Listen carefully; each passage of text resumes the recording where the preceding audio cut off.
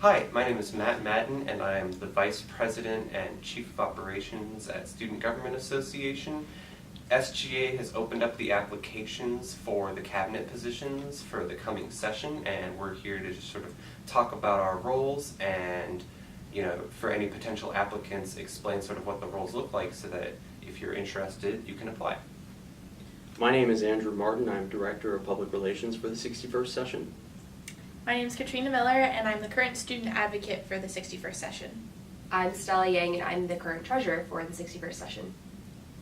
So I'm going to be going ahead and talking about just the Chief of Operations. Now I would like to preface this by saying that the Chief of Operations, we're making some changes to it. Those changes are on the Senate floor tonight as of the recording of this video. So we don't know whether or not they'll change, but I'm just going to speak on what the role has been, and then if the role does change, we'll have a link in the description with a new video explaining what the new Chief of Operations looks like. So the Chief of Operations historically is basically a combination between what was the Chief of Staff and the Legislative Director. So as the Chief of Staff, the Chief of Operations is looking to manage the operations part of the SGA office.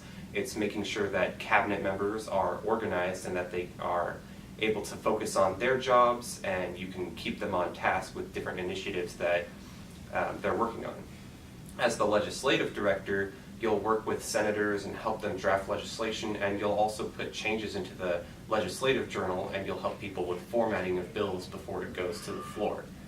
The Chief of Operations is also the parliamentarian for Senate meetings, which means that you'll be the official source on any insight for parliamentary procedure. Any Chief of Operations looking to apply, good qualities include Chief of Operations should be organized, they should be objective, they should have strong writing ability, and they should also have a close attention to detail. And speaking for Director of Public Relations, the DPR mostly deals with graphics and material planning for the association and for the student body. You'll make appearances online and in person and coordinate the association's appearances. You'll coordinate with SGA members, WSU staff and faculty, and community members to promote student body initiatives around campus. And more specifically, you'll be tabling, planning events for SGA, and making official statements for the association throughout the year. You'll also be taking minutes during meetings and among other administrative duties throughout the year. Good qualities for the DPR include solid writing skills, design skills involving Adobe products like Photoshop and InDesign, an ability to coordinate long-term projects throughout the year. You'll need to be a self-starter to keep up with marketing needs for the association and make sure that all things are on a solid timeline. And I think that as a communication major, comm majors would be especially benefited by this position, but anyone could probably have the skill set to apply to this position too. So for the student advocate, first off, the student advocate position is a nonpartisan position within student government. So that means you are not supervised by the president or the vice president. You are your own boss, basically, and you work with your SGA advisor. But the student advocate provides referrals to on and off-campus resources for students.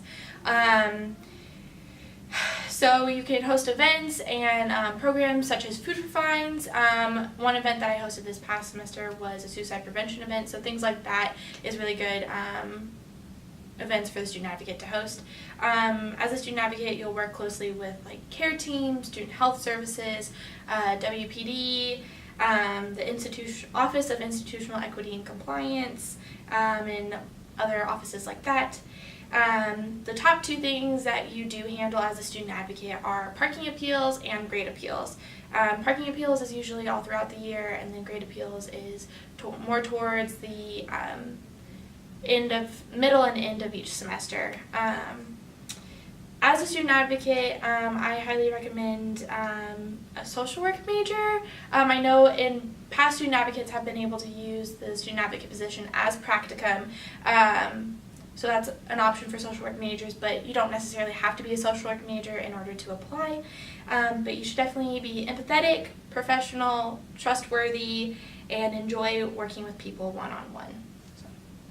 And for the treasurer's position, there are about 3 main things I think that could kind of really capitalize on what the treasurer does. But before I start that, I think it's really important to note that the treasurer's position is not about sitting at a computer and looking at budgets the entire day and, every single day throughout the job. It's actually more about talking to people and helping them understand different SGA funding mechanisms, or helping them understand student fees, or how different processes work. So a lot of it is face-to-face interaction with people that you might be denying funding, or emailing with a lot of different types of people.